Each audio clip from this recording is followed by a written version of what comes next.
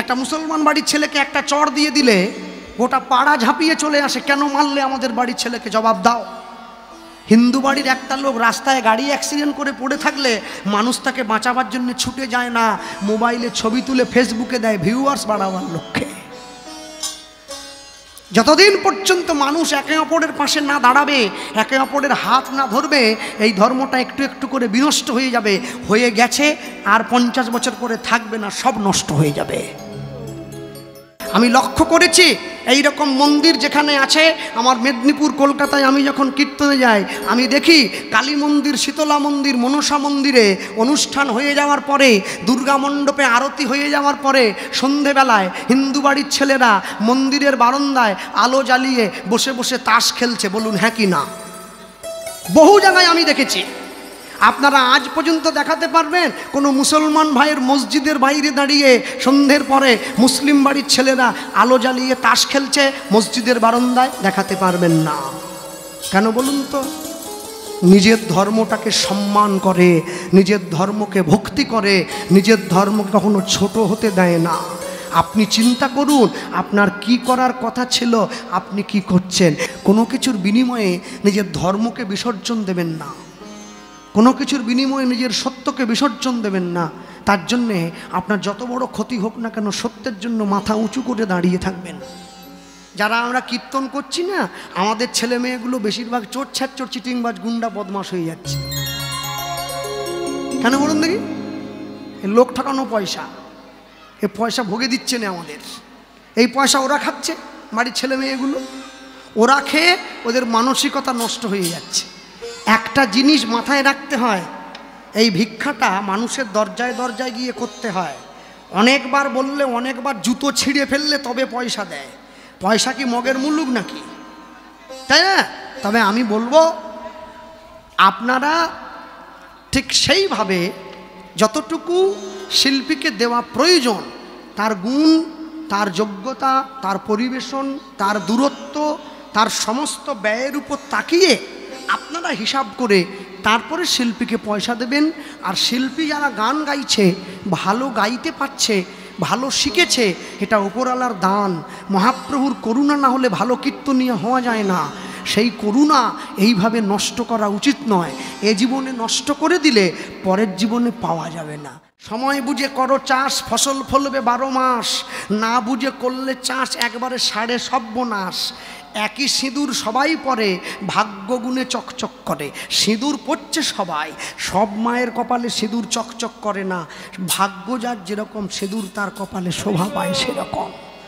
হাত তুলুন তো কারা কারা বৃন্দাবনে গেছেন, একটু দেখি আমি। বাহ, বৃন্দাবন, এই দুই লজ্জা পাওয়ার কিছু নেই, তুলুন। বাহ, সুন্দর, অনেকে তুলে দিয়েছে। আচ্ছা, বৃন্দাবনে গিয়ে একটা জিনিস লক্ষ্য করেছেন কি? বৃন্দাবনে কোনো গরুর গলায় কিন্তু দড়ি নেই, আছে? সব খোলা, কারো গলায় দড়ি দেখাতে পারবেন না। কেন বলুন তো? বৃন্দাবনের গরুগুলো পর্যন্ত আমাদেরকে শিক্ষা দেয়, তোমরা সংসারী মানুষ যারা, তোমরা মায়ার দড়িটা, সংসারের দড়িটা গলায় পরে আছো, চাইলেও বেরিয়ে আসতে পারো না। কিন্তু আমরা ব্রজের গাভী যারা, আমরা গোবিন্দের সেবা করি, আমরা তোমাদের মতো মায়ার বাঁধনে আবদ্ধ নয়, গলায় দড়ি পড়ে না। ভক্তমণ্ডলী মায়েরা মনে রাখবেন, সব সময়ের জন্যে আমি আপনাদেরকে ছোট্ট একটা কথা বলে দিয়ে যাচ্ছি। আপনাদের পাড়ায়, আপনাদের রামপুর গ্রামে যখন নতুন কোনো মেয়ে বিয়ে করে আসে, গ্রামের মায়েরা যখন নতুন বৌমাকে দেখতে যায়, বৌমার নামে প্রশংসা করে। দেখবেন কি বলে? আহা গো, একবারে মা লক্ষ্মীর মতো দেখতে হয়েছে, বলে না? কেউ কেউ আমার বলে, ও রূপে লক্ষ্মী, গুণে সরস্বতী, বলে না?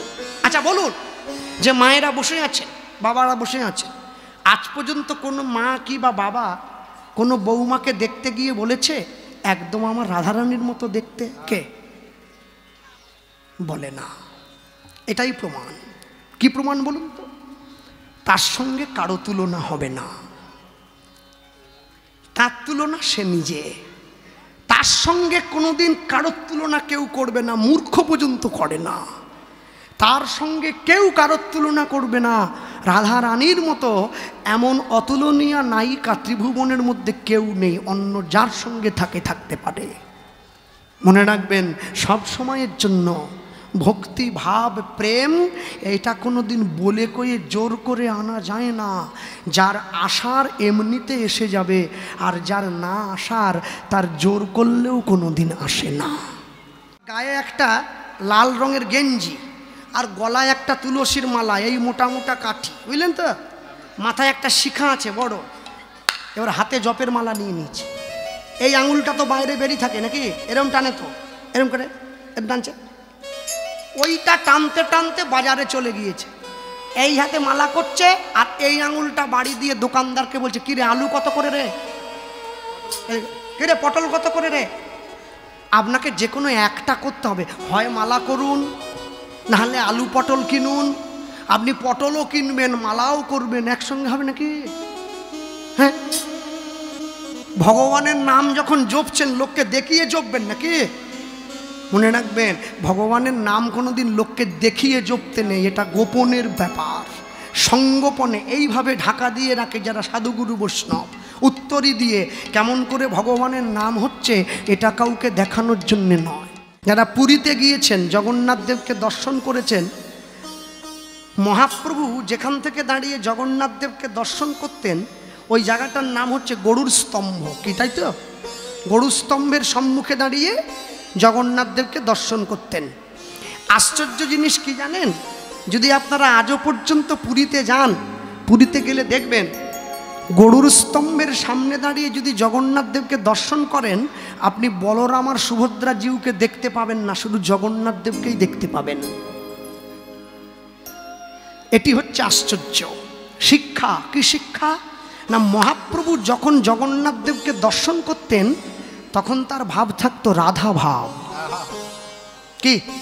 আর জগন্নাথ দেব সাক্ষাৎ কৃষ্ণ। তাহলে রাধারানীর মনের মানুষ তো গোবিন্দ, তাহলে সুভদ্রাকে, সুভদ্রাকে সম্পর্কে কৃষ্ণের বলুন বোন হয়, বোন। বলরামকে বড় দাদা, রাধারানীর সম্পর্কে কে হবে? বড় ভাসুর।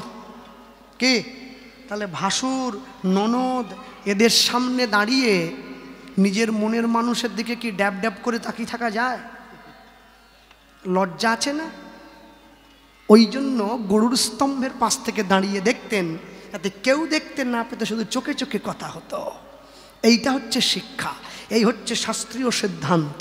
আমরা আপনাদেরকে আনন্দ দেওয়ার জন্যে মাঝে মাঝে চূড়ো একটা পরে নিই, কে? মানুষ দেখে একটু আনন্দ পেল, মায়েদের মন খুশি হলো।